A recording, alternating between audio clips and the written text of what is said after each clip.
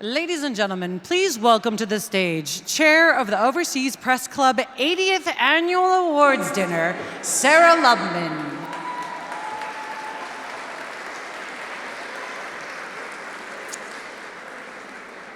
Welcome, everybody, to the Overseas Press Club of America's Awards Dinner.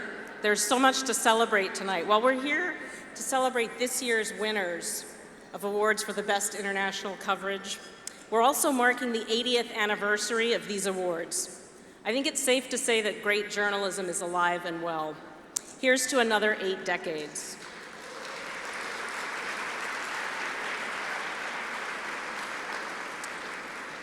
So our first thanks go to all the journalists and writers and cartoonists in the room.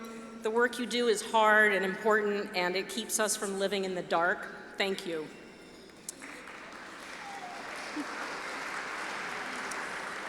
We wouldn't be able to celebrate in this style if it weren't for our generous corporate sponsors. So hats off to Reuters for sponsoring the pre-dinner reception to get us in the mood, and to Daimler for sponsoring the post-dinner reception to keep the party going. Thank you so much. A few more thanks. Thank you to Coca-Cola, which is here tonight as a fellow. Thank you. And Salesforce, a new face in the room. We have some more first-time sponsors to call out, which I'm really grateful for. Thank you to Viacom, the Harvard Business Review, Atlantic Media, and the Hong Kong Economic and Trade Office.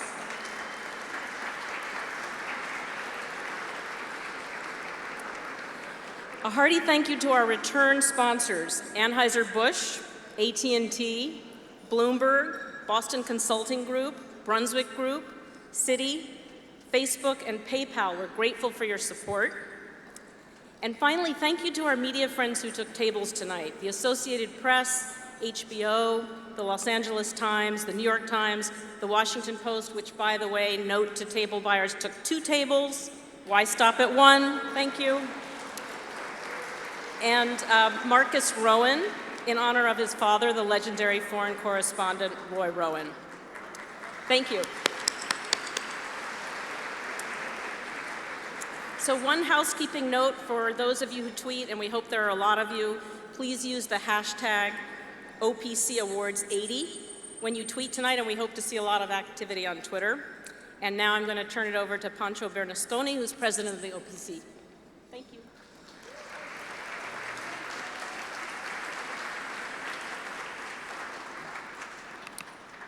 Good evening. I'm Pancho Bernasconi, and I have the great honor and privilege of being the president of the Overseas Press Club of America. Before I start, I just want to say thank you to all the newsroom editors, photographers who showed up today on a very busy news day, especially the Washington Post. Thank you, Marianne, for bringing so much of your photo staff here. I really do appreciate that. That means a lot.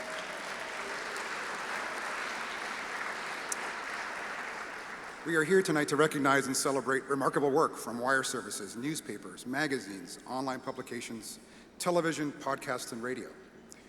An evening like this does not happen without a tremendous amount of preparation and attention to detail. And I want to thank OPC Executive Director Patricia Krantz for her time and efforts making tonight a success, because it's not easy. So thank you, Patty. I also want to give my thanks to Los Angeles Times Managing Editor Scott Kraft, who's over here somewhere, I think, Scott, who serves as our awards chair for the contest. This year, we received over 500 entries in 21 categories, and 87 judges answered the call to judge their peers. Thank you again, Scott, and all the judges who helped make tonight possible. Likewise, I'd like to highlight the words and photography in this year's edition of Dateline Magazine, which you have at your tables. My thanks to Chris Dickey, Mike Serrell, Patty Krantz, and Vera Naughton for putting it all together. As Sarah mentioned, the OPC is celebrating a big anniversary. 80 years ago this month, 7 men and 2 women met at the famous round table at the Algonquin Hotel in Midtown, New York, and created the Overseas Press Club of America. They were foreign correspondents who spoke truth to power and spoke truth about power. As Chris Dickey writes in the magazine, the year was 1939. The names that dominated their headlines were Mussolini, Stalin, and Hitler. In the war years that followed, many OPC members became famous as voices of reason and fact in the face of propaganda and deception.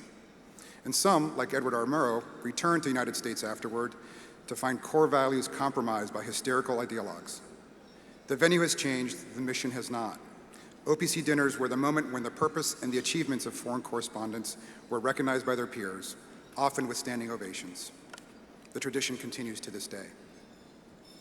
You may have noticed postcards on your table giving information about this year's Text to Pledge drive. All of the funds raised by text pledges tonight will be used to support freelance training by groups such as A Culture of Safety. Feel free to make a text pledge at any time during the evening. Later, when you're having your meal, we will post pledges on the big screen behind me.